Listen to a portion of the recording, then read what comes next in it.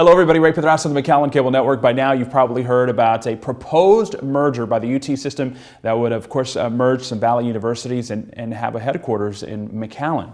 Joining us to talk more about that is Dr. Robert Nelsen. He's a president of UTPA, and you've kind of been in the middle of all of that. Bring us up to speed. Well, these are really exciting times. We're still in the process. We don't know the name of the university, but we know that it's a great thing that's going to happen.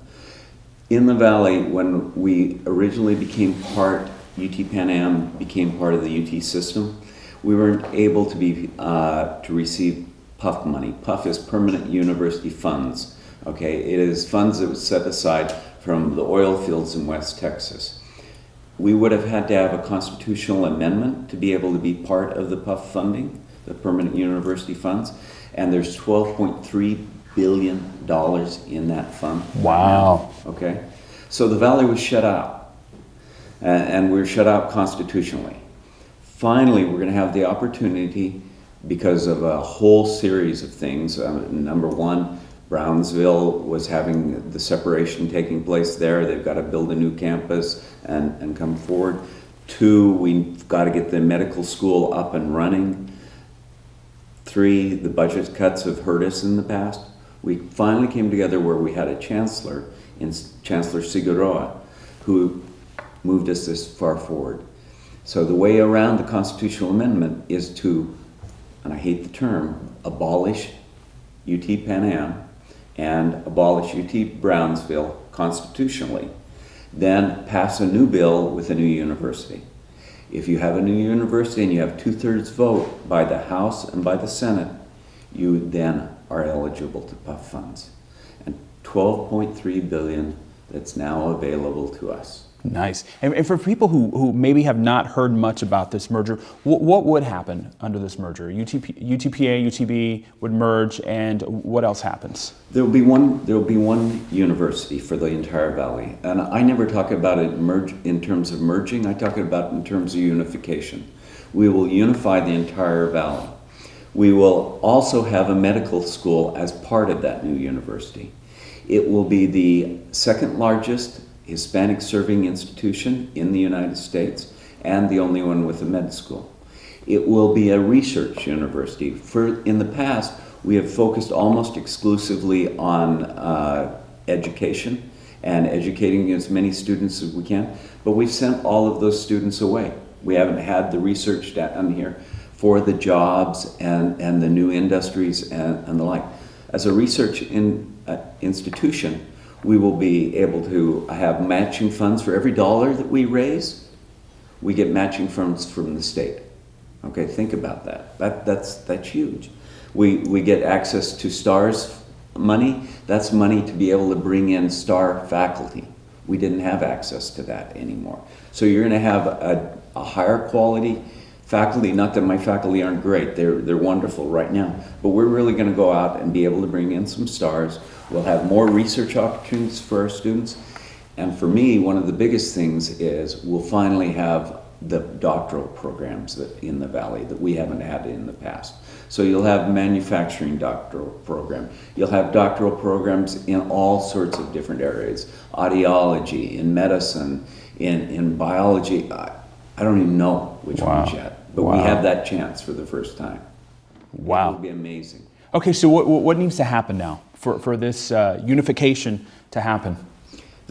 We need a vote by 2/3 of the legislature, the House and the Senate, to be able to do it. We're meeting with the delegations on a regular basis. We just came back from this week, at the beginning of the week on Monday, we met with all of the delegation up in Chancellor Figueroa, myself, President Garcia, to talk about, okay, what should the bill look like and what should be in the bill so that we can make certain it passes. We hope to have a bill done within the next couple of weeks. It will be introduced in the House and in the Senate. Senator Hinojosa and Senator Lucio have been leading as we move forward. Representative Oliveira down in Brownsville has been very important, but in the House, because he's the senior member in the House right now, but he's been working with Sergio Munoz, working with Terry Canales, with Bobby Guerra, with Ryan Guillen, all of them coming together, Oscar Longoria, to be able to bring that bill forward and introduce it.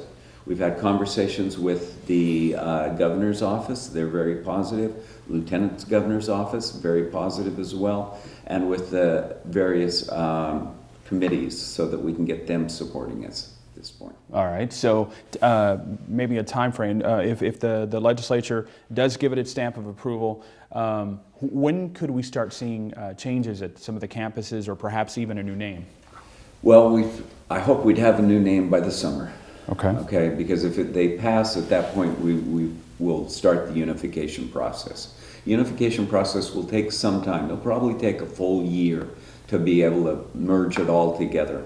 I did use the word merge. It'll probably take a whole year to be able to do that, because you've got to get the accreditation and everything else. We'll immediately start talking about the new programs right from the very beginning, and we're working on a campus master plan so that we can figure out what new buildings, because PUF money makes that money can be used for buildings. It can be used for software. We haven't had a new building at Pan Am except for the wellness center that the students put together in 11 years. Wow. That's a long time. That is. Building. Now, this merger or unified new university would be headquartered in McAllen. There would be an administrative office in McAllen. Can you talk about that? That's what the chancellor announced, okay?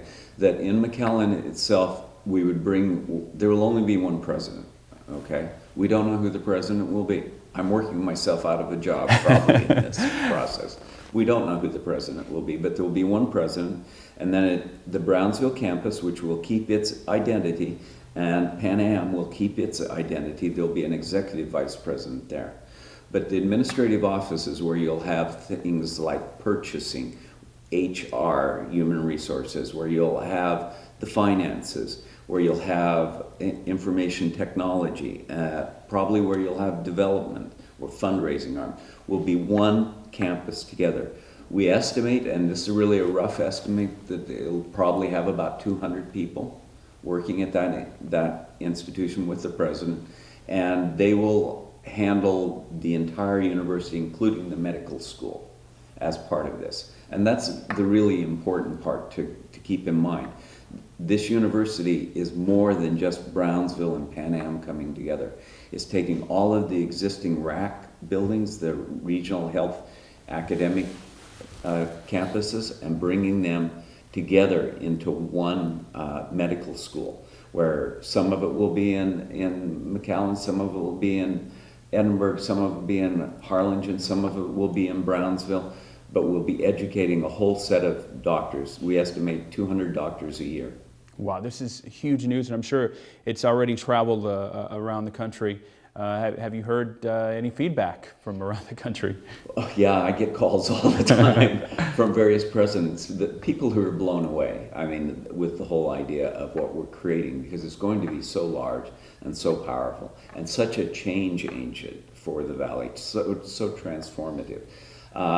When it first broke the news and people found out that we could have the chance to have PUF money, I heard from alumni that you heard about all of the fights over the name Texas A&M Kingsville, whether it's Texas A&M. People don't care. They're so excited about what we'll be able to do here. You know, Pan Am has had 6 different names. It can have one more name, is what they tell me all the time.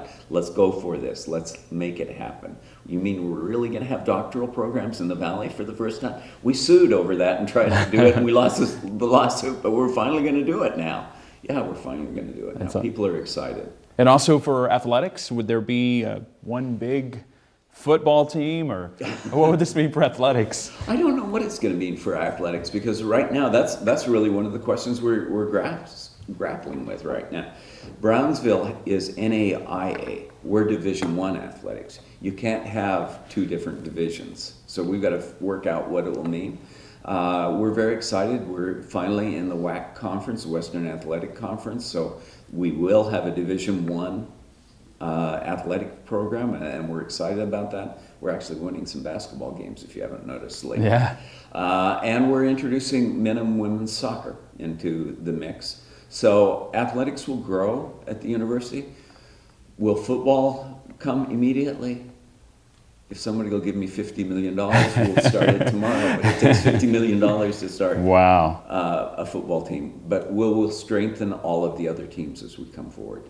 Wow. Okay, so for people who want to follow developments with what's going on with this proposed merger, where can they go? Can they just follow the legislature, or where should they turn? Follow the legislature. We're posting things on a regular basis on our website to let everybody know what's going on.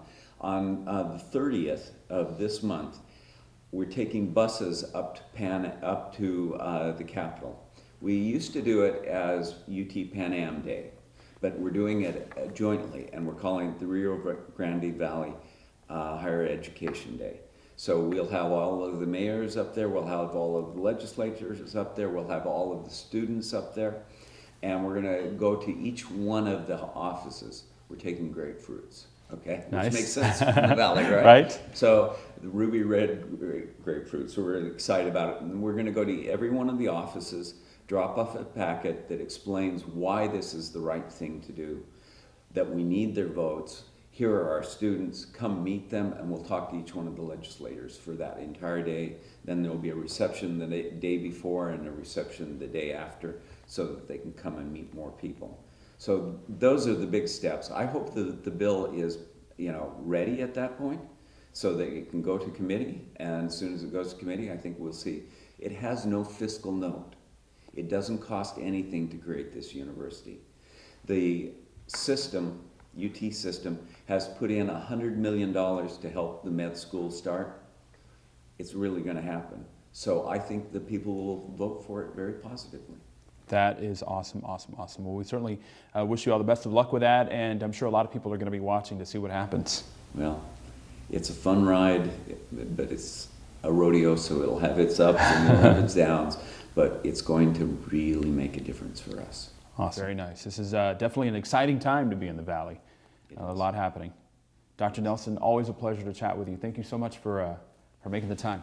Thank you so much. We appreciate it, Ray. All right. And we, of course, will continue to provide updates for you right here. I'm Ray Pedraza. Thanks for watching the McAllen Cable Network.